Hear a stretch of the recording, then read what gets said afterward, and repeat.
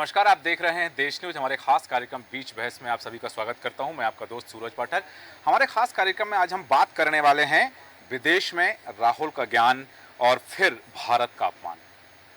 दरअसल राहुल गांधी जब कभी विदेश यात्रा पर जाते हैं, उनकी विदेश यात्राएं विवादित होती हैं और उन विदेश यात्राओं में वो ऐसा कुछ बोले जाते हैं जो भारत के हित में तो नहीं लगता है, और उन्हीं के उन बयानों का आधार बनाती है भारतीय जनता पार्टी और फिर उन्हें आड़े हाथों लेती है। इस बार भी ऐसा हुआ है। अमेरिका में जाकर के उन्होंने भारत की खामियां गिनाई हैं। आप नेता प्रतिपक्ष हैं, सदन में विपक्ष का प्रतिनिधित्व करते हैं और उसके बाद आपको जो बातें कहनी है, आपको जो खामियां लगती हैं, वो खामियां आप देश में कहें। विदेश की धरती पर जाकर के भारत विरोधी बयान देना, या क्योंकि भारत विरोधी इसलिए कहेंगे क्योंकि जहां आप विदेश में ये कह रहे हैं कि भारत में रोजगार नहीं है, भारत में सब कुछ मेड इन चाइना है, चाइना में रोजगार है, भारत में बेरोजगारी की समस्या है, भारत की मीडिया बोलने नहीं देती और जो कुछ मैं बोलता हूं भारत की मीडिया मुझे दिखाती नहीं है, इसलिए मुझे डायरेक्ट अमेरिका आना पड़ा कि आप लोगों तक अपनी बात पहुंचा सकें। इस तरह के सवाल खड़े करना एक देश में भारत के सदन के प्रतिपक्ष के नेता को कितना शोभा देता है, क्योंकि आप भारत देश में रहते हैं, आप यहाँ का खाते हैं, आप यहाँ की जनता ने आपको चुना है, यहाँ के सदन में आप प्रतिपक्ष के नेता हैं। उसके बावजूद आप यदि कहते हैं कि चाइना जो है वो तरक्की कर रहा है, वो उत्पादन कर रहा है और भारत ने कभी उत्पादन की तरफ ध्यान नहीं दिया, इसलिए बेरोजगारी है, भारत में सब कुछ मेड इन चाइना है। भारत और चाइना के संबंध जग जाहिर हैं कि भारत और चाइना के किस तरह के संबंध हैं।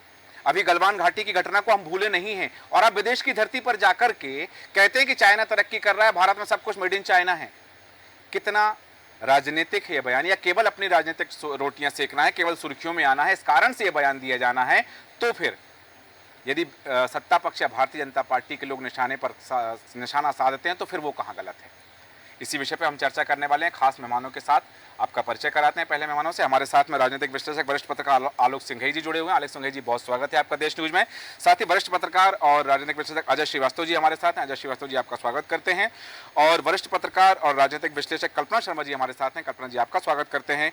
वरिष्ठ पत्रकार राजनीतिक विश्लेषक प्रकाश सक्सेना जी हमारे साथ हैं। प्रकाश जी, आपका स्वागत करते हैं। और स्वागत करते हैं वरिष्ठ पत्रकार और राजनीतिक विश्लेषक गोपाल जैन जी का देश न्यूज में। आप सभी का स्वागत है।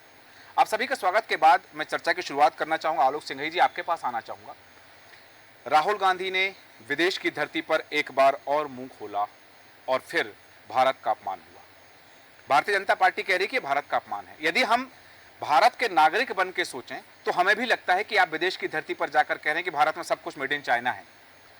अपनी राजनीति बनाने के लिए, अपना चेहरा चमकाने के लिए, क्योंकि उनके इस बयान को लेकर के जो सैम पित्रोदा ने उनका पक्ष लिया है, क्योंकि सैम पित्रोदा कह रहे हैं कि वो हर विषय पर गंभीर विषय से सोचने वाले राजनीतिज्ञ हैं और वो पप्पू नहीं हैं। ये पित्रोदा के शब्द हैं। मैं ऑन स्क्रीन इसलिए कह रहा हूं कि मेरे शब्द नहीं है, सैम पित्रोदा के शब्द हैं। तो उनका ये कहना कि भारत में सब कुछ मेड इन चाइना है, भारत के लिए कितना हितकारी होगा या फिर भारत के लिए कितना अहितकारी होने वाला है? आलोक सिंघई जी। सूरज जी, अहित तो वो कुछ नहीं कर सकते भारत का, हाँ बदनामी जरूर कर सकते हैं। और फिर जिस तरीके से सैम पित्रोदा गारंटी दे रहे हैं, हाँ। तो सैम पित्रोदा का इतिहास देख लें। अल्काटेल कंपनी के उनने सीडेक एक्सचेंज भारत में गांव-गांव में लगवाए थे, वो असफल टेक्नोलॉजी थी। हाँ। और 1 रुपए का वेतन लेते थे और करोड़ों रुपए कमीशन ले गए। तो ये लोग यदि उसकी गारंटी दे रहे हैं तो आप समझ ले कि उसकी गारंटी क्या होगी। हाँ। और फिर दूसरी चीज, राहुल गांधी जो कह रहे हैं वो कांग्रेस की असफलता की कहानी ये सुना रहे हैं। हाँ। आप ये देखें, आजादी के 70 सालों तक 55-60 सालों तक कांग्रेस की सरकारें रही। हाँ। और वही नीतियां लागू रही। आपने सरकारीकरण किया, उस सरकारीकरण से आज भी आप यही बात कहते हो कि हम सबको रोजगार देंगे, सारे दलितों को, आरक्षणों को रोजगार दे देंगे, जबकि संभव नहीं है। तो जब आप उत्पादक नीतियां नहीं बनाएंगे तो देश में कहां से नौकरियां जनरेट होंगी? अब यदि भारत सरकार मेक इन इंडिया की बात कर रही, नौकरियां जनरेट करने की बात कर रही है, तब आप उसका विरोध कर रहे हैं और इस तरीके से कह रहे हैं जैसे भारत में नौकरियां नहीं है। तो ये नहीं। और फिर वो भारत जो सबसे ज्यादा सैटेलाइट बना के, एक ही सैटेलाइट के साथ में सबसे ज्यादा उपग्रह ले गया रॉकेट के साथ में, उस भारत के बारे में बात कर रहे हैं। जो भारत आज पूरी दुनिया में विश्व शांति का ध्वजवाहक बना हुआ है, उस भारत के बारे में बात कर रहे हैं। तो ये राहुल गांधी का अज्ञानता है, ये कांग्रेस की असफलताओं का ढोल जरूर पीट रहे हैं। राहुल गांधी कांग्रेस की असफलताओं का ढोल पीट रहे हैं और जो बात हमने कही कि राहुल का ज्ञान फिर भारत का अपमान, विदेश की धरती पर जो बात उन्होंने की, आपने कहा कि जो कुछ आज भारत कर रहा है पूरी दुनिया मान रही है कि भारत में क्या कुछ हो रहा है। जहां दो देशों के युद्ध के बीच यदि बात हो रही समझौते की, तो भारत की भूमिका पर पूरी दुनिया की नजर है कि भारत की भूमिका क्या होने वाली है। उसी भारत के नागरिक होने के बाद, उसी भारत के वासी होने के बाद आप विदेश की धरती पर इस तरह की बात करते तो अपनी ही असफलता गिना रहे हैं। कल्पना शर्मा जी, आपके पास आना चाहूंगा। जो बात आलोक सिंघे जी ने भी कही कि वो अपनी गलतियां गिना रहे, कि भारत, वो कह रहे हैं कि भारत में बेरोजगारी की समस्या है और बेरोजगारी की समस्या हम सभी जानते हैं कि बेरोजगारी पर निबंध लिखा करते थे हम स्कूल के समय पे, कि बेरोजगारी पर निबंध लिखने के लिए आता था। 2014 से सरकार बदली है, 10 साल हुए हैं। इसके पहले भी रहा सत्ता परिवर्तन रहा है, दूसरे गैर कांग्रेसी सरकारें रही हैं, लेकिन अभी लगातार तीसरा टर्म जो आया है गैर कांग्रेसी सरकार का है। अभी ही ये सारी जो बता रहे हैं खामियां बता रहे हैं कि इन 10 सालों में भारत में आई हैं। चाहे वो कह रहे हो कि जो मैं कहता हूं मीडिया दिखाता नहीं, इसलिए मुझे डायरेक्ट यहाँ आना पड़ता है, कि मीडिया पर सवाल खड़े कर रहे हैं राहुल गांधी। आपको लगता है कि भारत की मीडिया पर, विदेश की धरती पर राहुल गांधी सवाल खड़े करके आखिर क्या कहना चाहते हैं? बिल्कुल सूरज जी, सबसे बड़ी बात यह है कि राहुल गांधी जी एक महत्वाकांक्षा के उसमें इस तरह से बह गए हैं कि वो ये काफी लंबे समय से ये चला आ रहा है कि वो भारत में जिस तरह से बयानबाजी करते थे वहां तक तो ठीक था, विदेशी धरती में आए दिन जाकर के वो जिस तरह की बयानबाजी करते हैं, जिस तरह की बातें भारत के खिलाफ कहते हैं, वो अपने आप में ये बताता है कि एक ऐसा व्यक्तित्व जो भविष्य में सपने सजो रहा है भारत का प्रधानमंत्री बनने का, क्या उसकी भाषा इस तरह की होनी चाहिए, उसकी बातें इस तरह की होनी चाहिए। कभी उन्होंने स्वदेशी का समर्थन नहीं किया, कभी इस तरह की कोई बात नहीं करी कि नीतियों पे किस तरह से काम किया जा सकता है जब उनकी सरकार आएगी। तो जब आप अपने विजन को लेकर के नहीं आते हैं, आप खामियां गिनाते हैं किन बातों की, जो काफी लंबे समय से जो परेशानियों से ये देश जूझ रहा था, आज उसमें काफी काम हुआ है। और आज सबसे बड़ी बात, जिस समय यूक्रेन से लेकर रशिया, सारे देश भारत की तरफ एक नज़र से देख रहे हो कि ये आकर समझौता करके कुछ हमारे रिश्तों को सुधार कर सकते हैं, ऐसे व्यक्ति जिसमें अमेरिका अपना बयान देता हो, ऐसी धरती पर जाकर फिर से ऐसे भारत विरोधी स्टेटमेंट देना अपने आप में बताता है कि किस तरह से राहुल गांधी एक भारत के खिलाफ एक षड्यंत्र रच रहे हैं। और दूसरा, जिस तरह से जाति जनगणना की बात की जा रही है, जिस तरह के आए दिन स्टेटमेंट आ रहे हैं, देखिए भारत को अंदर से कमजोर करना, उसके साथ विदेशी धरती पर भारत की इमेज डाउन करना, ये दोनों ऐसी चीजें हैं जो पैरेलली जिस पर काम किया जा रहा है। पाकिस्तान से हम राहुल गांधी के लिए ऐसे ही नहीं आ जाते हैं, ये एक चिंता का विषय हो जाना चाहिए और उस जनता को जरूर सोचना चाहिए। पाकिस्तान का जिक्र किया तो मई 2022 में जब ब्रिटेन यात्रा पर गए थे राहुल गांधी, तो वहां पर उन्होंने अपने बयानों में भारत सरकार की तुलना पाकिस्तान सरकार से कर दी थी। बिल्कुल, बांग्लादेश की तारीफ करने वाले लोग थे ये पश्चिम बंगाल की आज जो स्थिति है उसको देख लीजिए, उस पर एक स्टेटमेंट ना देना, ये अपने आप में बताता है कि कुछ नीतियां, यदि आप सच में देश हितैषी बात करते हैं तो आइए, अपना विजन लेकर आइए। जनता सुनना चाहती है, लेकिन जनता इस तरह तोड़फोड़ की राजनीति या इस तरह की बातें, आप सत्ता पक्ष पर बहुत इल्जाम लगाते हैं, लगाना चाहिए, कमियों को उजागर करना विपक्ष का काम होना चाहिए, लेकिन उन सारे विषयों पर कोई बात नहीं होती। मीडिया पर एलिगेशन लगाना, आप देखते हैं सूरज जी, जब भी हम किसी ऐसे डिबेट में हिस्सा बनते हैं, कहीं ना कहीं कोई भी उनका प्रवक्ता हो, कोई भी हो, वो घूम फिर के सिर्फ एक चीज कहता है कि हम उनके अगेंस्ट में बोलते हैं। लेकिन ये बात समझनी बहुत आवश्यक है कि आप किन विषयों पर बात कर रहे हैं। यदि आप देश विरोधी बातों का समर्थन मीडिया से कराना चाहते हैं तो मीडिया नहीं करेगी, तो बहुत आवश्यक है कि पहले आप अपनी गिरेबान में झांकिए कि किन विषयों को लेकर आपके खिलाफ सरकार है, आपके खिलाफ मीडिया है, आपके खिलाफ वो लोग हैं जो 99 आने पर आपको कूदने के लिए मजबूर करते हैं कि हम जीत गए हैं, लेकिन ये जीत नहीं है। तो इन सारे विषयों को गंभीरता से सोचने की आवश्यकता है। बिल्कुल सही कहा कि इन विषयों पर गंभीरता से विचार की, गंभीरता से सोच की आवश्यकता है, लेकिन वो गंभीरता आएगी कहाँ से? क्योंकि हमने सुना है कि जब उन्होंने सदन में भाषण दिया और उनके भाषण के बाद में प्रधानमंत्री नरेंद्र मोदी का अभिभाषण हो रहा था, तब उन्होंने बालक बुद्धि कहा था। लेकिन आज जो बातें कही जा रही हैं, जो बात कही जाती है कि भाई इस तरह की चीजें हैं, आप विदेशी धरती पर जाकर ये कह रहे हैं, आरोप लगा रहे हैं भारतीय मीडिया पर कि मैं जो कुछ कहता हूं मीडिया दिखाता नहीं है। लेकिन यहाँ एक बड़ी बात है, मैं अजय श्रीवास्तव जी आपके पास आना चाहूंगा। उन्होंने कहा है, उन्होंने देवता की एक नई परिभाषा दे दी है कि भगवान और देवता दो अलग अलग चीजें हैं। देवता भगवान हो, भगवान देवता हो, ये सही नहीं। राहुल गांधी कह रहे हैं कि श्री राम भी एक लीडर थे और कृष्ण भी एक लीडर थे, बुद्ध भी एक लीडर थे, महात्मा गांधी भी एक लीडर थे। उन्होंने महात्मा गांधी की तुलना श्री राम और बुद्ध से कर दी है। आपको लगता है कि जहां भारत की संस्कृति की बात पूरी दुनिया में होती है, भारत की संस्कृति, वो सनातन संस्कृति जिसके लिए भारत जाना जाता है, और आज उस सनातन की वापसी की चर्चा हो रही है। प्रधानमंत्री नरेंद्र मोदी और भारतीय जनता पार्टी के, चाहे राष्ट्रीय स्वयंसेवक संघ की बात करें, ये तमाम चीजें आज हो रही हैं सनातन संस्कृति को बढ़ावा देने की। और आप कह रहे हैं कि जैसे लीडर श्री राम जी थे वैसे ही लीडर महात्मा गांधी थे। ये बात कितनी तर्कसंगत लगती है आपको?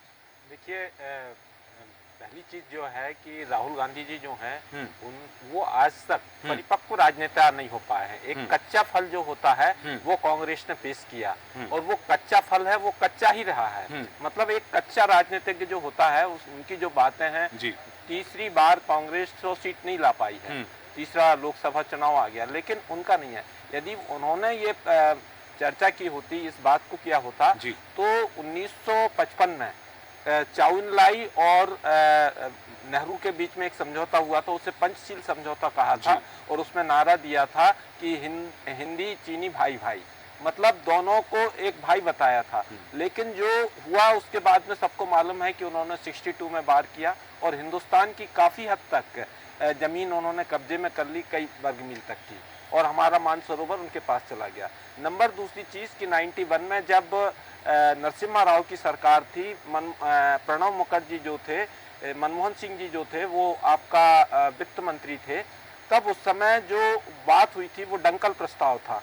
डंकल प्रस्ताव में ये था, और WTO वर्ल्ड ट्रेड ऑर्गेनाइजेशन का जो था, उस पर हस्ताक्षर किसने किए थे? कांग्रेस की सरकार ने। कोई भारतीय जनता पार्टी ने तो नहीं कहा था। उस समय देश में ये कहा था कि ये देखो, ये बेरोजगारी बढ़ाएगा, बाहर की चीजें हिंदुस्तान में आएंगी तो उद्योग धंधों में बेरोजगारी आएगी। इन सब बातों को तिलांजलि देते हुए, एक प्रगतिशील अपने आप को कहते हुए, कांग्रेस सरकार ने जो समझौता किया था वो हिंदुस्तान के लिए, अब उसके रिजल्ट्स आ रहे हैं। अब रिजल्ट आ रहे हैं तो वो भारतीय जनता पार्टी पे कर रहे हैं। मतलब जो अध्ययन है वो उन्होंने किया नहीं है कि भाई ये जो है ये सारे पाप हैं। एक तो जो बात है, चाहे वो देवता की हो या कोई भी बात हो, वो नेहरू जी कहते थे कि मैं एक्सीडेंटल हिंदू हूँ। वो मतलब क्या पता वो कौन सा एक्सीडेंट था जिससे वो हिंदू बने थे। तो जो बातें आ जाती हैं, इस बातों के कारण राहुल गांधी की जो अपरिपक्वता है, जो बालक बुद्धि है, वो सबको एक समझ में आ रही है कि देखिए ये जो चीजें हैं, ये यदि आप विदेश में जाके कर रहे हैं तो फॉरेन का जो प्रेस है वो विपक्ष के नेता को गंभीरता से ले, लेकिन वो गंभीरता ना ले। एक समय था कि जब पंडित नेहरू विदेश जाते थे तो उनको लोग कम सुनते थे, और नेता प्रतिपक्ष डॉक्टर राम मनोहर लोहिया यदि विदेश यात्रा पे जाते थे तो लोग उन्हें सुनते थे। नेहरू की सभा में यदि 50,000 की भीड़ रहती थी तो उतनी ही जो भीड़ थी वो डॉक्टर लोहिया के उसमें रहती थी। डॉक्टर लोहिया ने कई बातें लिखी हैं। क्या केवल अपनी छवि दिखाने के लिए कि मैं नेता प्रतिपक्ष हूं भारत के सदन में, तो मैं ये बातें करूंगा, सरकार के विरोधी बात करके सुर्खियां बटोरना चाहते हैं? भारत के पक्ष में भी तो बात कर सकते हैं। नहीं, वो नेता प्रतिपक्ष जो हैं वो तो पहले भी थे, लेकिन इस बार उनके इतने नंबर आ गए हैं कि उनको मान्यता मिल गई है। तो वो मान्यता मिलने के बाद में उनको आसपास जो एक कैबिनेट मंत्री का डेकोरम होता है, जो उनके पास वो होता है, वो उसके हिसाब से वो ये बता रहे हैं कि वो आने वाले भारत में जो है वो प्रधानमंत्री होंगे। लेकिन जो उनकी बात है, जो आपने जो समझदारी है वो उनमें नहीं है, ये बात उन्होंने खुद स्पष्ट की है। ठीक है, बिल्कुल आपने सही कहा कि एक कच्चा फल, जैसे आपके शब्द हैं कि कांग्रेस ने कच्चा फल परोस दिया है और वो परिपक्व नहीं हो पाया। बताना चाहूंगा कि हमारे साथ वरिष्ठ पत्रकार, राजनीतिक विश्लेषक डॉक्टर शेषर उपाध्याय जुड़ गए हैं। डॉक्टर उपाध्याय जी, आपका बहुत स्वागत है। देशमुख आपके पास आऊंगा, लेकिन उससे पहले प्रकाश सक्सेना जी आपके पास आना चाहूंगा। राहुल गांधी ने तमाम तरह की बातें की हैं। एक बात उन्होंने कही है, चर्चा के दौरान उनसे सवाल भी पूछा गया, उस दौरान उन्होंने उत्तर दिया है। अमेरिका में वो कह रहे हैं कि भारत का एजुकेशन सिस्टम ठीक नहीं, और उस पर सवाल वो ये उठाते हैं कि भारत के एजुकेशन सिस्टम में, शिक्षा पद्धति में आरएसएस की भूमिका है, और आरएसएस का जो समाहीकरण है उसमें या भागीदारी है, इस कारण से भारत का एजुकेशन सिस्टम अच्छा नहीं है। भारत में पढ़े हुए लोग दुनिया के हर देश में हैं, शीर्षस्थ स्थानों पर बैठे हैं, चाहे कोई भी क्षेत्र हो, मेडिकल का क्षेत्र हो, इंजीनियरिंग का क्षेत्र हो, टेक्निकल कोई भी क्षेत्र हो, भारत में शिक्षा प्राप्त किए हुए लोग दुनिया के हर देश में वरिष्ठ पदों पर बैठे हुए हैं। और अमेरिका में जाकर के राहुल गांधी का ये कहना है कि भारत की शिक्षा पद्धति अच्छी नहीं है। आपको लगता है कि ये भारत की शिक्षा पद्धति में सुधार अमेरिका में बैठे बैठे कर पाएंगे वहां उस सभा के दौरान? नहीं, अभी जो शिक्षा नीति में जो परिवर्तन किए हैं, आप इसका सर्वे आप कॉलेज में करवा के देखिए। सरकार के कारण लोग खुल के उतना नहीं बोल पा रहे हैं, उसका हश्र क्या निकल रहा है वो देख रहे हैं। आप जो बात कर रहे हैं विदेशों में जो उच्च पदों पे है, वो तो अभी 10 साल के उपलब्धि नहीं है, वो उससे पहले से हैं। और हम ग्लोबलाइज हो चुके हैं, हर देश में भारतीयों का कब्जा है एक तरह से, अच्छे अच्छे पदों पे। हम ये 10 साल की उपलब्धि के तौर पे नहीं बता सकते उसको। ये पुरानी सरकारों के भी काम है, जैसे आलोक भाई ने कहा कि 10 सैटेलाइट ले जाए, तो ये क्या एकदम से ले गए क्या 2014 के बाद? मैं आलोचना करने के लिए नहीं कह रहा हूँ। हम यदि किसी उपलब्धि को नकार रहे हैं तो हम वो भी तो जाती है ना किसी एक पक्ष के प्रति। उसका इंफ्रास्ट्रक्चर किसने डाला? और पहले क्या हम नहीं गए? हम अंतरिक्ष में नहीं गए क्या? इससे पहले राकेश शर्मा गए, उससे पहले हमारे भारतीय मूल के अभी सुनीता विलियम बेचारी अटकी हुई है अभी अंतरिक्ष में। तो सवाल ये है कि हमने जो उन्नति आज जो दिख रही है, क्या अचानक से पैदा हो गई है उन्नति कि एक भगवान बने और छड़ी घुमाई और सब एकदम से अचानक हो गया 2014 में? हाँ। आप अपने कार्यकाल की बातें क्यों नहीं करते हैं? आप देखें वित्तीय मामलों पे यदि बजट पेश किया गया तो आपने अपने से 10 साल पहले वालों का आपने श्वेत पत्र जारी कर दिया। आप अपना बताओ ना, आपके 10 साल में क्या हुआ? ये हिडन राहुल गांधी विदेश की धरती नहीं, मैं राहुल गांधी की बात नहीं कर रहा। राहुल गांधी ने एक चीज और बोली है कि आरएसएस एक सोच है और देश में विभिन्न सोच है। और ये वास्तविकता है। हमारे नैसर्गिक ईश्वर प्रदत्त जो क्वालिटीज हैं, गुण है हमारे देश में, कि उसने भौगोलिक रूप में विविधता दी है। विश्व में किसी भी देश में चले जाओ, वहां का जो एटमॉस्फेयर है वो आपको भारत में कहीं ना कहीं मिलेगा, जिसके कारण हमारे आयुर्वेद पनपा। ये किसी व्यक्ति की देन नहीं है, ये ईश्वरी देन है देश को। आप देखें पहाड़ है, बड़े बड़े पहाड़ हैं, तो रेगिस्तान है, नदियां हैं, हर तरह के भौगोलिक क्षेत्र है, जिसको आज जैसे एक वैचारिक सोच बनाई जा रही है, वैसे इन सबको साफ किया जा रहा है। आप नदियों के आप उस पर श्वेत पत्र जारी किए, नदियों के हाल है, पहाड़ों की क्या स्थिति, पहले क्या पहाड़ थे, आज किस हालत में है, और ये किस लिए काटे जा रहे हैं, किस लिए सब विनाश हो रहा है। हम अपने विषय पर वापस आएंगे। मैं इसलिए आ रहा हूँ, ये विषय पे ही हूँ मैं। विभिन्न सोच, आप जो कह रहे हैं ना आरएसएस की सोच, हम हार्ड एंड फास्ट नहीं। हमारे देश में विभिन्न अवतारों का कारण भी हमारी वैचारिक स्वतंत्रता रही है। यदि हम उस वैचारिक स्वतंत्रता पे पाबंदी लगाएंगे तो हमारे अवतार एक ही रह जाएंगे। फिर आगे अमेरिका में बैठ करके, यूनिवर्सिटी में बैठ करके राहुल गांधी भारतीय शिक्षा पद्धति पर सवाल खड़े किए जाएंगे तो वहां के लोग आएंगे भारतीय शिक्षा पद्धति सुधारने। हमारे यहाँ से पहले क्या होता था कि जो प्रधानमंत्री जाता था, पक्ष विपक्ष का साझा व्यक्ति जाता था। परंतु अब जो राजनीति हो गई है कि हमारे यहाँ से प्रधानमंत्री भी जाता है तो पूर्व सरकारों की आलोचना करता है, उसको शर्मिंदगी होती है भारत में पैदा होने पर। मतलब नेता तो क्या देश का अपमान नहीं हुआ? देश के साथ साथ हमारे पुराने नेता स्वतंत्रता संग्राम सेनानियों का अपमान नहीं किया हुआ उसमें। मैं इसलिए पार्टी वाइज नहीं जाना चाह रहा। हर किसी ने अपने स्वार्थ के कारण देश की निंदा की है, पहले नहीं होती थी, पर यह परंपरा अब चालू हुई है। ये गलत है, भले राहुल गांधी करे चाहे कोई और करे। ठीक है, भारत की निंदा विदेश की धरती पर कोई भी करे गलत है। लेकिन आलोक जी आपके पास आना चाहूंगा, और मेहमान है, लेकिन आपके पास इसलिए आ रहा हूं क्योंकि आपके वक्तव्य पे एक तर्क उपस्थित हुआ, इसलिए। बहुत अच्छी बात आपने अवसर दे दिया, धन्यवाद। जी दरअसल में प्रकाश भाई जो कह रहे हैं कि एक सोच, अरे भाई आरएसएस या राष्ट्रीय स्वयंसेवक संघ के से संबंधित जितने भी संगठन हैं वो क्या करते हैं, नेशन फर्स्ट की बात करते हैं, राष्ट्र पहले, और कुछ बात तो कहते नहीं। क्या आप कहते हैं कि आप हिंदू ना रहे, मुसलमान ना रहे? क्या कहते हैं क्या? जब एक देश में एक राष्ट्र की बात है, राष्ट्र के गौरव को बढ़ाने की बात है, तो इसमें क्या बुराई है? तो ये कोई किसी को एक सोच में ढालने की का प्रयास नहीं है। तो राहुल गांधी जो कह रहे हैं वो अज्ञानता में कह रहे हैं। अजय भाई जैसे कह रहे हैं, वास्तव में वो कच्चा फल है। वो नहीं जान पा रहे हैं कि उनके पूर्वजों ने क्या देश के साथ में गड़बड़ियां की है और देश उसकी क्या सजा भुगत रहा है। तो ये बात जो है, जब वो स्वीकार नहीं करना चाहते, ऊटपटांग बातें कर रहे हैं, तो उनकी ऊटपटांग बातों का कोई औचित्य नहीं है। ठीक है, यदि आप नेता प्रतिपक्ष हैं, भारत में सरकार की खामियां गिनाने की जिम्मेदारी, जनता की आवाज़ सरकार तक पहुंचाने की जिम्मेदारी भारत की जनता ने आपको दी है, वो जिम्मेदारी निभाइएगा। लेकिन बात जो चर्चा के दौरान सामने आ रही है कि भारत की आलोचना, भारत की खामियां विदेश की धरती पर, जैसा कि सक्सेना जी ने कहा कि कुछ दिनों से परिपाटी चल निकली है, कोई भी करे लेकिन गलत है। लेकिन सबसे बड़ी बात यह है, यदि हमारे यहाँ एक कहावत कही जाती है कि घर की बात यदि पड़ोसी को पता चल जाती है तो घर की बदनामी होती है। और यही बात लेकर के गोपाल जैन जी आपके पास आना चाहूँगा। हमारे घर में लाख कमियां हों, हमारे घर में लाख खामियां हैं, हम पड़ोसी को नहीं बताते कि हमारे घर में क्या चल रहा है। हमारी बात हम अपने स्तर पर सुधारना चाहते हैं, अपने घर की बात अपने स्तर पर सुधारना चाहते हैं। क्या जरूरत है विदेश की धरती पर यह कहने की कि भारत में बेरोजगारी की समस्या है? सूरज जी, गोस्वामी तुलसीदास जी हजारों वर्ष पहले लिख गए कि दुष्ट संग ना दे विधाता जासे भलो नरक का वासा।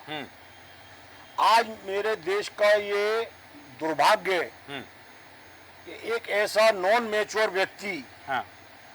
जिसको न देश की परख है, न धर्म की परख है, न परिवार की परख है, और वो जलूल बातें, कैसी भी बातें, सिर्फ अपने आप को स्थापित करने के लिए और देश में विद्वेष पैदा करने के लिए। अभी कल परसों में उन्होंने श्रीनगर में वहाँ के राज्यपाल को राजा कह दिया, तुम तो महाराजा हो, और महाराजा सारी जनता का धन लूट के गुजरातियों को दे रहा है। अरे राज्यपाल एक चुनी हुई शख्सियत है, संविधान के तहत बना हुआ पद है। कल उन्होंने उत्तर प्रदेश के एक रेल इंजन ड्राइवर को राजा की उपाधि दे दी कि रेल इंजन ड्राइवर राजा होता है, बाकी सारे लोग छोटे कर्मचारी होते हैं।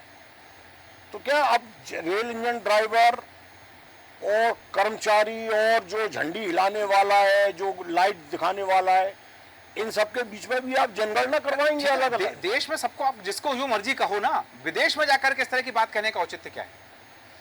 नहीं, कुछ स्पॉन्सर्ड संस्थाएं, चीन जैसी संस्थाएं हैं जो ऐसे लोगों को स्पॉन्सर्ड करती हैं, और वो स्पॉन्सर्ड होके इस भारत की तरक्की नहीं देख पा रहे हैं। चीन की तारीफ कर रहे हैं कि चीन में मैन्युफैक्चरिंग बहुत अच्छी है, जबकि स्थिति ये है कि 2 साल पहले उसी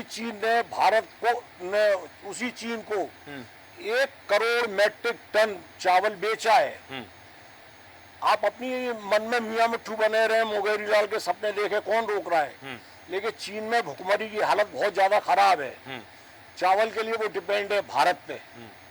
आज भारत की स्थिति इतनी अच्छी है, मैं निवेदन करूंगा श्रीमान राहुल गांधी जी से कि अपने नेगेटिव चश्मे को उतार के फेंकें। उन्हें अगर इस देश में आगे बढ़ना है, बहुत तरक्की करना है, बहुत ऊंचे जाना है, अभी जवान बच्चे हैं। आपको लगता है कि सैम पित्रोदा के शब्द राहुल गांधी के मुख से निकले हैं? नहीं, ये सैम पित्रोदा हो या मणिशंकर अय्यर हैं, ये विदेश की धरती पे चीन से पैसे लेके, ब्रिटिश से पैसे लेके पनपने वाले वो कीटाणु हैं जिनके लिए ना देश का कोई अर्थ है, ना परिवार का कोई अर्थ है, ना समाज का कोई अर्थ है। उन्हें तो सिर्फ पैसे बनाना है, और ऐसे ही चाटुकार लोग देश और समाज को डुबोते हैं। ठीक है, आपने कहा कि ये चाटुकारिता है और दूसरे देशों की चाटुकारिता कर रहे हैं, और ऐसे लोग देश को डुबोने में भूमिका निभाते हैं और देश के लिए हितकारी नहीं होते। हालांकि जैसे कि चर्चा की शुरुआत में जी, चाणक्य ने अपनी पुस्तक अर्थशास्त्र में 63वें अध्याय में लिखा है, थोड़ा सा कड़वा शब्द है, मेरी बिटियाएं भी सामने बैठी हुई हैं, उसका अर्थ वो समझे, अगर नहीं तो मैं बाद में जो पूछेंगे बता दूंगा। चाणक्य लिखते हैं कि व्यभिचारी माता और कर्जदार बाप, व्यभिचारी माता और चाटुकार दोस्त, इन 3 से जितनी जल्दी मुक्ति पा लेंगे आप तरक्की कर जाएंगे। ठीक है, और भी चीज़ों में आई है, इससे संदर्भित चीज़ें बहुत सारी आई हैं कि रामचरितमानस में भी कई बातों का उल्लेख किया गया इस संदर्भ में। लेकिन चूंकि विषय हमारा है कि विदेश की धरती पर भारत का अपमान, राहुल का ज्ञान, और बात चर्चा में जो सामने आई है कि राहुल में जो ज्ञान है, राहुल अपरिपक्व नेता हैं, कांग्रेस ने एक कच्चा फल सामने कर दिया है, इस तरह की बातें तमाम तरह के सामने आई। और चर्चा की शुरुआत में जहां बात आई थी, क्योंकि राहुल गांधी ने देवता की भी नई परिभाषा दी है। राहुल गांधी कह रहे हैं कि महात्मा गांधी भी लीडर थे, श्री राम भी लीडर थे, बुद्ध भी लीडर थे। तो वो विदेश की धरती पर, क्योंकि उनकी विवाद, ये केवल ये यात्रा नहीं है, 2022 की यात्रा, 2019 की यात्रा, 2018 की यात्रा, वो तमाम यात्राएं उनकी विवादित रही हैं। और यही बात लेकर के डॉक्टर शेषर उपाध्याय जी, मैं आपके पास आना चाहूंगा। 2 बातें, एक तो जैसा कि अभी गोपाल जैन जी ने कहा कि चाहे सैम पित्रोदा हो, राहुल गांधी हो, ये विदेशी फंडिंग के आधार पर भारत के खिलाफ विदेशों में जाकर बोलते हैं, क्या ये बात सच है? दूसरी बात, राहुल गांधी की विदेश यात्रा विवादित होती क्यों है? देखिए, गोपाल जी ने जैसा कहा, आलोक जी ने जैसा कहा, या इसके पहले सक्सेना जी, श्रीवास्तव जी और कल्पना जी ने जी, इसका एक तो सार्थकता है कि ये नेताजी ने जो भी बयान दिया है, इतना आज हम और आप चर्चा कर रहे हैं, अगर वो ऐसा बयान नहीं देते तो आप डिबेट नहीं करवाते। ये कहीं ना कहीं अपने आप को हाईलाइट करने के लिए, अपने आप को लाइमलाइट में लाने के लिए इस तरह के बयान देना और अपनी उपस्थिति दर्ज कराना, ये ऐसा लगता है कि एक सगल बन गया है। क्योंकि आप और हम अगर चर्चा कर रहे हैं, बहुत सारे मुद्दे हो सकते थे। देश में आज इतने सारे मुद्दे हैं जिन पर बात की जा सकती है। बस मेरा एक उस मामले में हम एक चश्मा, जैसा अभी कहा, एक चश्मे से ना देखें। मेरा ये मानना है कि उनको, उनके सलाहकार, उनके जिस तरीके के लोग हैं, वो उनको जैसी सलाह देते हैं, लेकिन राष्ट्र अंदर, आपने अभी एक बात बहुत अच्छी बोली कि अपने देश में तो राजनीति कर लो, लेकिन बाहर जाकर राजनीति नहीं करना चाहिए, और जिसमें खासकर देश के खिलाफ। अभी सक्सेना जी ने एक बात और कही, मैं ये एक अकेले व्यक्ति पे लागू नहीं हो पाएगी, ये सबके ऊपर लागू होता है। आप सबको बहुत अच्छे से याद होगा कि एक व्यक्ति ने जाके विदेश में ये कहा था कि हिंदुस्तान रहने लायक नहीं है, हिंदुस्तान में शर्म आती है मुझे पैदा होने में। वो आज शीर्ष पद पे बैठा हुआ है। राजनीति के लिए ये लोग वहां ऐसे बयान देते हैं, और बयान देने के बाद ये अपने फायदे के लिए देश को ये अपने ठेंगे पे रखते हैं, जनता को अपने ठेंगे पे रखते हैं। एक बात और मैं आपसे कहना चाहूंगा, दर्शक हमारे देख रहे हैं, क्या ये जरूरी है कि मैं, जैसा सक्सेना जी ने कहा अभी और सिंघई जी उस बात को आगे बढ़ा रहे थे, ये बिल्कुल सही है। विकास की एक निरंतर परंपरा है। कल्पना जी जब बोल रही थी तो मैं ये सुन रहा था कि विकास के लिए बहुत आवश्यक है कि वो निरंतर गति से चलता रहता है। ऐसा नहीं है कि 14 के बाद ही हमने सूरज देखा है, ऐसा नहीं है कि नदियों ने बहना, विकास में ये होता है। आज ये 10 साल में किया है इन्होंने, इसके परिणाम आने वाले 50 साल तक हमको मिलेंगे। रोजगार भी आएगा, व्यवसाय भी आएगा, उद्योग भी आएगा, और उसका नुकसान जो हम देख रहे हैं, आंधी तूफान, जिस तरीके से पहाड़ गिर रहे हैं, ये इसी विकास की वजह से गिर रहे हैं। अगर आज से कुछ साल बाद आप और हम जब रहेंगे तो यही हम कोसते नजर आएंगे इन लोगों को, इनने पहाड़ खत्म कर दिए, इन्होंने नदियां खत्म कर दी, इन्होंने पर्यावरण खत्म कर दिया, इस पर हम बोलते नजर आएंगे। लेकिन मेरा ये मानना है कि देश में जितने भी सम्मानीय नेता हैं, सब कहीं ना कहीं कम से कम देश हित में तो बोलें। जब एक बड़ा शानदार वो है कि मतलब एक किसी फिल्म में आया था कि वो करें तो रामलीला और हम करें तो रासलीला, मतलब उन्होंने बयान दिया तो वो बहुत बढ़िया था। उस समय देश रहने लायक नहीं था, 14 के बाद देश रहने लायक हो गया। कि ऐसा कौन सा काम कर दिया 14 के बाद कि अब देश रहने लायक हो गया? भाई मेरा ये मानना है कि वहां विदेश की धरती पर हर उसको, चाइना बिल्कुल सही कह रहे हैं, जिसने भी जो कुछ कहा है, आज भी 10 साल में मध्य प्रदेश और हिंदुस्तान में बहुत सारी नई इंडस्ट्री डली हैं, लेकिन आज भी हम उसकी बराबरी नहीं कर पा रहे हैं। एक संघ के बहुत बड़े नेताजी एक प्रेस कॉन्फ्रेंस कर रहे थे और भारी पब्लिक को लानत मनानत कर रहे थे। मैंने हाथ ऊपर उठाया, मैंने कहा श्रीमान जी एक बात बताइए, आप ये सब कुछ जनता ही से अपेक्षा करते हैं, अरे हिंदुस्तान में आना बंद कर देना सामान। नहीं, वो बंद नहीं हो सकता है साहब, उसमें तो उनकी पॉलिटिक्स है, उसमें अगर कुछ कहा जाए तो नहीं, वो तो इंटरनेशनल समझौता है, जनता ना खरीदे। लेकिन जनता के पास इतना हो, वो 2 रुपए की चीज मिलती है और यहाँ की बनी हुई 200 रुपए की मिलती है, तो जनता तो 2 रुपए की खरीदेगी ना। तो ये कहीं ना कहीं इस पे समय लगेगा। आज जो 10 साल में सरकार कर रही है, इसके परिणाम आने वाले समय में मिलेंगे, चाहे लघु उद्योग हो, चाहे बड़े उद्योग हो। और जिस तरीके से उत्पादन पर हम आत्मनिर्भर हुए हैं, जिस तरीके से स्कूल शिक्षा से लेकर स्वास्थ्य पर, आप देखिए विश्व को आज कोविड की वैक्सीन बनाकर सबसे पहले हिंदुस्तान ने विश्व के कई देशों को अगर दी है और आज उसे बचाया है, तो वो हिंदुस्तान था। कहीं ना कहीं काम तो हुआ है स्वास्थ्य के क्षेत्र में। आपने ही अभी बताया कि विश्व भर के कई देशों में लीडर है हिंदुस्तान के पढ़े हुए, ये 4 से 10 साल में पढ़ के नहीं ऊपर बढ़े। इसके पहले अगर जो ये कहते हैं ना कि उसके पहले नरक था ये देश और 14 के बाद ही स्वर्ग हुआ है, तो ये उसके पहले के पढ़े हुए हैं जो आज देश में इंजीनियर, जो हर बड़ी कंपनी का नेतृत्व कर रहे हैं। तो मेरा मानना ये है कि दलगत राजनीति से ऊपर उठ के कम से कम हमको देश के बारे में, देश प्रेम के बारे में, अभी एक सज्जन ये कह रहे थे कि संघ जो है राष्ट्र हित की बात करता है, संघ बात करता है राष्ट्र प्रेम की, संघ बात करता है देश के और मानव प्रेम की। लेकिन कुछ राजनीतिक दलों को जिस तरीके से जो बातें होती हैं, उसको ये प्रेजेंट किया जाता है कि नहीं साहब, वो सबसे बड़ा दुश्मन देश का अगर है। भाई साहब, अभी तक 78 साल हुए हैं और 78 साल में अगर कुछ साल निकाल दिए जाएं तो उसके पहले के जब आपको ये देश मिला था, उसमें खाने तक के लाले पड़े हुए थे। कैसे ये देश आजादी के बाद से पनपा है, कैसे बना है, एम्स आज बना है, या रेलवे लाइन आज बनी है, एयरपोर्ट आज बने हैं, देश में BHEL आज बना है। आपने कहा कि ये उत्तरोत्तर वृद्धि हुई है जी, आज़ादी के बाद से, जिस तरह से देश मिला था और आज जिस स्थिति में है, इसमें केवल किसी एक राजनीतिक दल का, किसी एक व्यक्ति का हाथ नहीं है। लेकिन आपने ये इस बात का भी जिक्र किया कि भारत में जो क्षमता बढ़ी है, और जिस तरह से उन्होंने कहा कि मैन्युफैक्चरिंग, उत्पादन की क्षमता का आपने कहा कि उत्पादन हो रहा है, राहुल गांधी यही तो सवाल खड़े कर रहे हैं कि भारत में उत्पादन नहीं हो रहा है, हमने उत्पादन की तरफ ध्यान नहीं दिया, मैन्युफैक्चरिंग की तरफ ध्यान नहीं दिया है, इसलिए हमारे यहाँ बेरोजगारी है। बेरोजगारी आज नहीं आई है, बेरोजगारी पहले भी थी। जी बिल्कुल सूरज जी, मैं ये और कहना चाहूंगा, ये तो सिर्फ अपना चमक दमक बनाए रखने के लिए इस तरीके के बयान देते हैं। हाँ। वास्तविक स्थिति तो इनको पता नहीं है। बेरोजगार, आज जो इतना रोजगार पैदा हो रहा है, आज जिस तरीके से हम आत्मनिर्भर बने हैं, हाँ। तो ये ऐसा नहीं है कि ये चारों तरफ हाहाकार मचा है, सूखा हुआ है। ये राजनीतिक सूखा है, ये राजनीतिक बेरोजगारी है कि हाँ। सत्ता में नहीं है ये लोग। बिल्कुल सही कहा आपने कि ये एक पक्ष ये है कि ये लोग सत्ता में नहीं है, इसलिए राजनीतिक बेरोजगारी है। और चर्चाएं तो बहुत सारी हैं, बिंदु जिन पर है, लेकिन मैं चाहूंगा कि बात राजनीति की हो रही है, विदेश की धरती पर भारत के अपमान की बात हो रही है। एक ही सवाल लेकर सभी के पास आना चाहूंगा, चर्चा करूंगा। प्रकाश सक्सेना जी, आपके पास आना चाहूंगा कि अपनी राजनीति, अपना कद बढ़ाने के लिए, अपनी राजनीति चमकाने के लिए, अपना चेहरा चमकाने के लिए सुर्खी, जैसा कि कहा कि आज हम चर्चा ही इसलिए कर रहे हैं क्योंकि वो सुर्खियों में आना चाहते थे।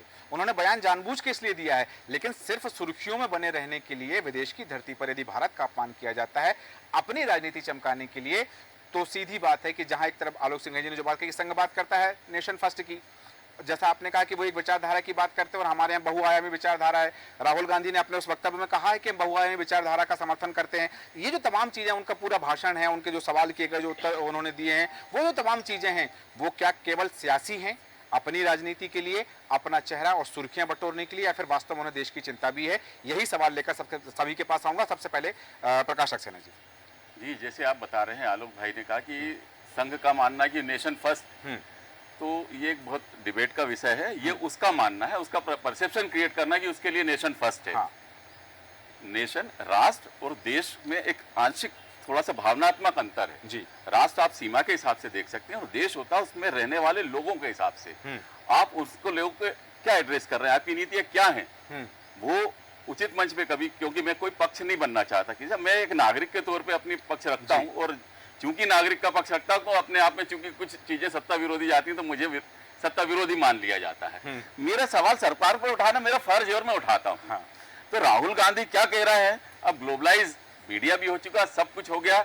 यदि भारत में आप बताइए बेरोजगारी पे कितनी डिबेट हुई, आप किसी भी चैनल पे उठाकर देख लीजिए, उसके कारणों पे कितनी डिबेट हुई।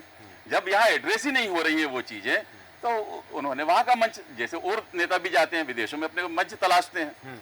आप बताइए, उन्होंने जो कहा बेरोजगारी की, हम प्रचारवाद के युग में जी रहे हैं। हाँ। सरकार ने जो कह दिया तो उसके फॉलोवर उनका चश्मा पहन के उसके पक्ष में बोलने लगेंगे, विरोधी विरोध में बोलेंगे। मुख्य चीजें हैं कि आप वो आंकड़े पेश क्यों नहीं करते, आपके बजट में वो चीजें एड्रेस क्यों नहीं होती हैं। आप देखिए, मैं बार बार बोल चुका, लोकसभा चुनाव से पहले ये कहा था कि जो CSDS जो सरकार से फंडेड संस्था है, उसके सर्वे बता रहे थे कि 27% लोग महंगाई को मुद्दा मान रहे हैं और 23% लोग बेरोजगारी को मान रहे हैं। धार्मिक मुद्दे बहुत पीछे चले गए थे। क्या वजह है कि अब हम वापस उसी पे डिबेट कर रहे हैं? सरकार या संघ तो सोच रहा है, जिसके कारण सत्ता और संघ में विरोधाभास आ रहा है। हाँ। क्योंकि उसे जमीन दिख रही है कि जमीन पे विरोध किस चीज को लेके। आप अभी आंकड़े, अभी जो सर्वोच्च संस्थाओं पे जो फाइनेंस को नियंत्रित करती हैं, उस पर सवाल उठ रहे हैं। बैंकों के संगठन ने आरोप लगाए हैं कि 62,000 करोड़ की संपत्ति 16,000 करोड़ में, भाई उसको राजसात करना था, उसको नीलामी से वसूली इतने % पे आपने दे दी। किसी एक, मैं नाम नहीं लूंगा क्योंकि मैं किसी का पक्ष नहीं बनना चाह रहा हूँ, उसको आपने बेच दी। हाँ। वो बैंक एसोसिएशन विरोध में है, उनको फायदा। आप कारपोरेट सेक्टर को जितना लाभ दे रहे हैं, ये सरकार ने खुद ने बजट के दौरान माना कि हमने जितना इनको फैसिलिटेट किया, ये रोजगार पैदा करने में कामयाब नहीं रहे। हम यदि उन उद्योगपतियों की वाहवाही कर रहे हैं, यदि उनके पक्ष में खूब तारीफ है, उनके पुल गढ़ रहे हैं, तो आपको आंकड़े रखना चाहिए कि उन्होंने इतना जो लाभ लेकर सरकार से रोजगार कितने क्रिएट किए। हिडनबर्ग की जब पहली रिपोर्ट आई थी तब मैंने देखा था कि जो सर्वोच्च उद्योगपति हैं वो जब बहुत पिछले नंबर पे थे, तब भी उनके जो रोजगार के आंकड़े 23,000 के आसपास थे और सर्वोच्च स्थिति में पहुंच के भी उतने ही थे। तो ये सरकार भी मान रही, सबको दिख रहा, फिर इसमें गलत क्या है? नहीं, आप आंकड़े प्रस्तुत करिए कि आपने क्या रोजगार क्रिएट किए। प्राइवेटाइजेशन की जो बात करते हैं, प्राइवेटाइजेशन में भयानक घोटाले, और इसकी जांच कौन करेगा? जांच एजेंसियों के सर्वोच्च तो आपने ऐसे लोग बना रखे जो खुद सवाल के दायरे में है। सबसे बड़ी बात तो यह है, जैसे कि सभी से आग्रह है कि समय की सीमा को देखते हुए कम शब्दों में अपनी प्रतिक्रिया दें। आलोक सिंह जी, आपके पास आना चाहूंगा। सवाल वही है, विदेश की धरती पर अपनी राजनीतिक रोटियां सेकने के लिए भारत का अपमान। सूरज जी, पहली चीज तो ये है कि ये किसी ने नहीं कहा कि 14 के बाद से भारत में विकास हुआ है। ठीक। ना भारतीय जनता पार्टी ने कहा, ना मुख्यमंत्री प्रधानमंत्री ने कहा, ना किसी और ने कहा। हाँ। विकास एक सतत प्रक्रिया है, वो देश के लोगों ने किया है, देश के लोग कर रहे हैं जी। शुरू से लेके आज तक कर रहे हैं। और बार बार ये एहसान थोपते हैं कि आजादी के समय देश में सुई भी नहीं बनती थी। तो भैया, आज से 2 साल बाद चीन आजाद हुआ था और आज उसकी इकोनॉमी है 28 ट्रिलियन डॉलर की है। आप अभी जाके $4.25 ट्रिलियन पे पहुंचे हैं, तो आप अपनी औकात को आसानी से जान लें। तो जो विचारधारा है, जिन नीतियों की आलोचना की जाती है, वो कहीं भी की जाएगी सार्वभौमिक होगी। तो कांग्रेस की नीतियां देश को आगे बढ़ाने में असफल रही हैं। इतने विशाल देश को बढ़ाने में आप ये देखें, जिस देश में तेल नहीं है, ईंधन नहीं है, वो देश जो है कारों पे और स्कूटरों पे ईंधन खरीद रहा है, ईरान से, रशिया से और दुनिया के मुल्कों से। तो जब आपके पास में नहीं था, तो आपने सार्वजनिक परिवहन क्यों नहीं विकसित किया? जर्मनी ने तो ट्रेन पे विकसित किया, आपने जो है हर किसी को गाड़ियां दे दी और उन कंपनियों से कमीशन लेते रहे। तो ये जो चीज है, ये इसकी आलोचना की जानी चाहिए और की जाती है। आप ये देखें, सॉफ्टवेयर, कंप्यूटर सॉफ्टवेयर, बार बार कहते राजीव गांधी कंप्यूटर लेके आए, नहीं लेके आते तो क्या नहीं आता क्या? आपने तो केवल अनुमति दी, लेकिन उसके बाद में उसके साथ में आपने सॉफ्टवेयर बेचने का अधिकार भी दे दिया उनको। आज तक सॉफ्टवेयर के मामले में भारत आत्मनिर्भर नहीं हो पाया, तो कांग्रेस की वजह से। क्या इसकी आलोचना नहीं की जानी चाहिए? ठीक है, लेकिन आलोचना तो यहाँ देश की हुई है। देश में जो कुछ स्थितियां उसकी चल रही। गोपाल जैन जी, वही सवाल लेकर के आपके पास है कि केवल राजनीतिक रोटियां, अपना चेहरा चमकाना, अपने लिए सुर्खियां बटोरना, मीडिया में स्थान लेने के लिए क्या भारत विरोधी बयान विदेश की धरती पर केवल ये राजनेताओं को शोभा देता है? बिल्कुल नहीं, बिल्कुल नहीं सूरज जी। कुछ तथ्य ऐसे हैं जिनको इस सदन को, इस चैनल को, देश को जानना जरूरी है। हमारे देश में जो भी हमारे चश्मा धारक लोग हैं, इस भोपाल में आप सड़क पर निकल जाइए। चश्मा धारक अभी अब चर्चा में 2 तरह के हो गए हैं। आप किस चश्मे की बात कर रहे हैं? मैं वही जो एक तरह का चश्मे से बेरोजगारी देख रहे हैं जी। अगर मैं इसी भोपाल की बात करूंगा, आप आम लोगों की सड़क पे किसी को भी भेज दीजिए, इस भोपाल में 5000 से ज्यादा आपको सड़क पे पानी फुल्की और चना जोर गरम बेचने वाले मिलेंगे। और वो अपने परिवार के साथ 5 लोग, भाई, बाप, बच्चा, बच्ची, पत्नी के साथ में वो लोग खुशहाल जी रहे हैं, अच्छे जी रहे हैं। वो तो कहीं नहीं कह रहे कि मेरे को रोजगार दो, तो वो भी तो काम कर रहे हैं, पेट भर रहे हैं। हाँ। और 1947 में जब देश आजाद हुआ, हाँ। आजादी के 10 बरस बाद तक भारत का नेवल चीफ एक ब्रिटिशर्स था। और जब भाखड़ा नंगल डैम बन रहा था, उस दौरान बीयू का पढ़ा हुआ एक इंजीनियर स्टूडेंट अपनी राजनीति के लिए भारत, यदि मैं कहूं कि ये भारत विरोधी बातें हैं जो राहुल गांधी ने की, आप उसका समर्थन करते हैं कि ये भारत विरोधी बातें हैं? 100% है। करना चाहिए? नहीं करना चाहिए, कतई नहीं करना चाहिए। तो फिर ऐसी राजनीति पर आपकी टिप्पणी क्या है? भाई, हम घर में आपस में कुछ भी कर लेंगे, लेके पड़ोसी के सामने और दूसरे देश वाले के सामने तो हम भले कर्जा लेकर के उसको बासमती चावल खिलाएंगे, लेकिन हम अपने घर में भूखे सो जाएंगे। लेकिन इस तरह की प्रक्रिया नहीं होना चाहिए। मैं समस्त ऐसे लोगों को निवेदन करूंगा कि कम से कम जो है देश का ख्याल रखो। हम रहें या ना रहें, ये देश रहना चाहिए। ठीक है, अजय श्रीवास्तव जी, वही सवाल, आपकी प्रतिक्रिया।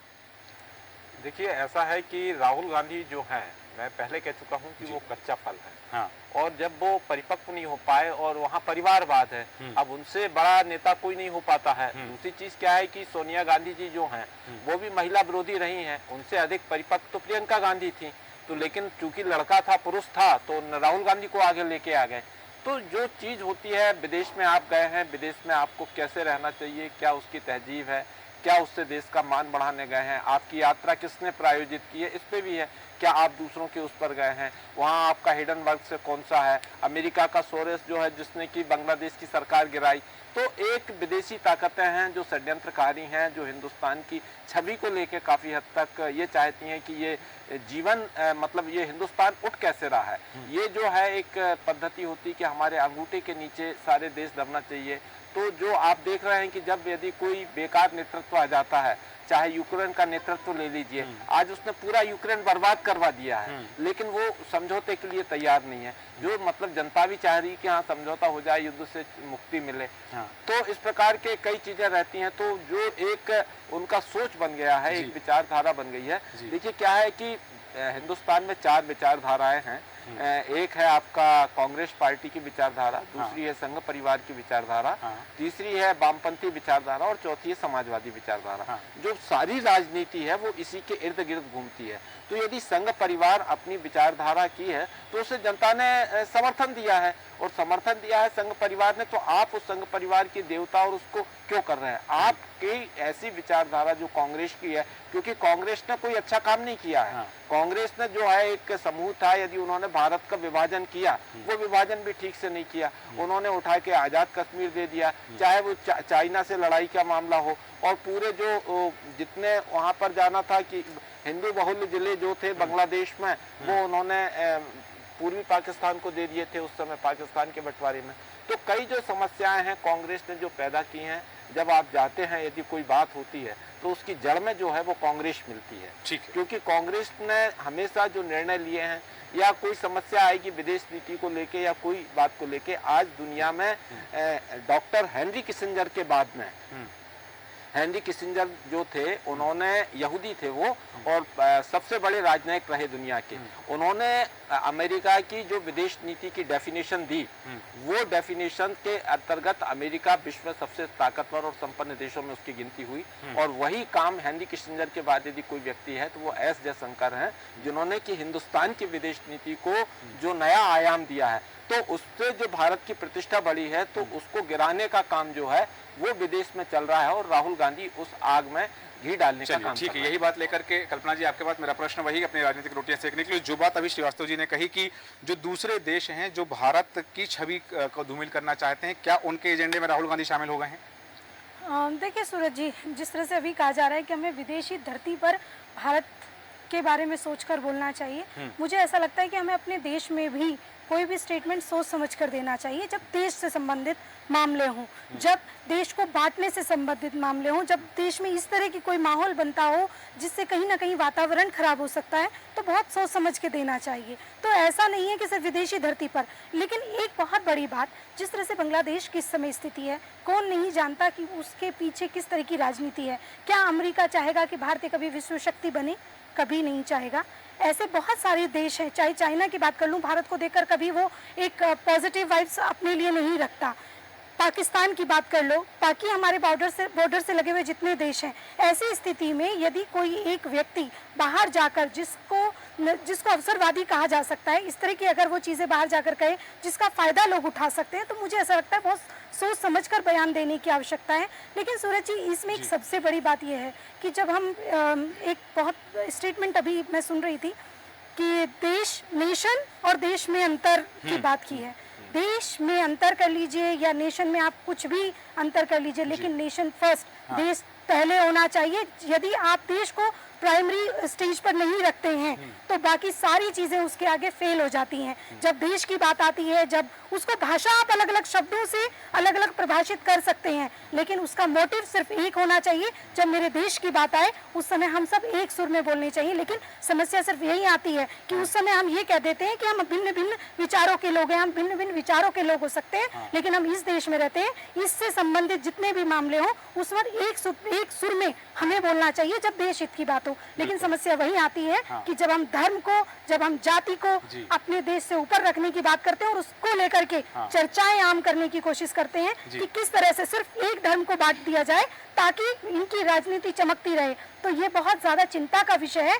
जिसको हम कहते हैं ना कि घर पे कुछ भी बोलो, घर पे भी कुछ नहीं बोलना। ये देश मेरा घर है, यहाँ बोलने से पहले सोचना पड़ेगा हर किसी को कि ये कहीं ना कहीं आहत ना कर जाए मेरे देश की किसी भी तरह की भावना को। बिल्कुल, क्योंकि यहाँ कुछ बोलेंगे तो हमारी जो वोट हैं वो कम हो सकते हैं, हमारी राजनीतिक जो महत्वाकांक्षा उस पर असर पड़ सकता है। इसलिए विदेश की धरती पर जाकर यदि बोला जाए तो हमारे उद्देश्य सफल हो सकते हैं। और पूरी चर्चा पर अंतिम प्रतिक्रिया डॉक्टर शेषर उपाध्याय जी आपसे, और उस प्रश्न का थोड़ा सा चाहूंगा कि भूमिका बनाकर के आप उत्तर दें, राहुल गांधी की विदेश यात्राएं और विवाद दोनों का क्या रिश्ता है? देखिए, मैं चूंकि पुनरावृत्ति ना हो इसलिए बहुत गलत है। इसकी सबको निंदा करना चाहिए।